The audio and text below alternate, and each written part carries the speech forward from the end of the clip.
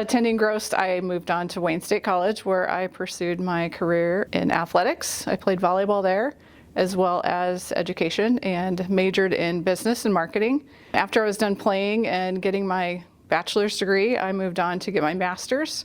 And they asked me to stay on and coach, and so I was a graduate assistant coach for 2 years after that, until I got my master's degree and met my soon-to-be, current husband there. He was teaching in Winnebago on the reservation, and so my first job when I moved back here was a big one. I was director of communications for the mayor of Omaha, so that was a challenging and exciting job at the same time.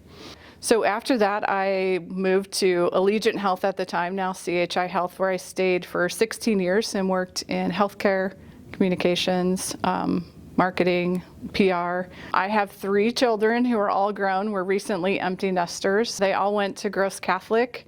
My husband, Tim, is a football coach at Gross. He's an assistant coach and has been there for over 20 years. And our kids are amazing, and partly, I would think, because of the experience they all had at Gross Catholic. A funny story about where our kids went to school is, my husband was teaching in Papillion, which is a great school district, and he was coaching at Gross at the same time, and he had never been exposed to a Catholic private school because he was from a small town and, went to public school, and that's all he knew.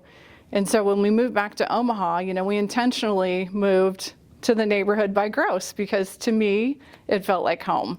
And, when it was time to decide where our kids were going to school, Tim was like, why would we pay to send our kids to school when we have all these great public schools right here? And little did he know we would have done it anyways because I would have had nothing else. But he came home one day, like I said, teaching at Papillion and coaching at Gross, and said, all right, I see the difference.